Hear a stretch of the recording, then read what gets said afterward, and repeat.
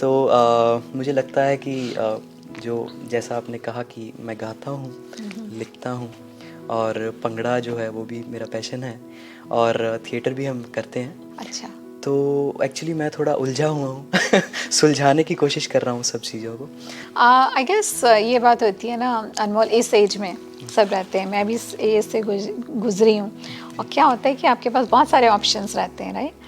तो बंदा थोड़ा वक्त लगता है समझने में कि हाँ यार, मतलब you can do this and you can do that और ये सब। पर एक वक्त आता है फिर वो क्लियर हो जाता है कि अच्छा यार, मुझे ये करना सबसे ज़्यादा पसंद है। जी। तो बट आपका अभी बिल्कुल राइट टाइम है। आप मैं डबवाली से बिलोंग करता हूँ। तो वो क्या है कि हरियाणा, पंजाब और राजस्थान 3 स्टेटों का बॉर्डर है। अच्छा और अच्छा। एक छोटा सा कस्बा कह लीजिए, शहर मंडी कह लीजिए। अच्छा अच्छा। तो वहाँ हमारे पास ज़्यादा अपॉर्चुनिटीज़ नहीं थी। तो वहाँ भी हमने कोशिश की कि कुछ किया जाए।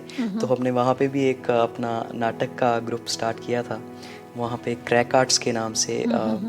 तो क्रैक आर्ट्स हमने कहा था, क्रैक आर्ट्स एक बावला सा सपना।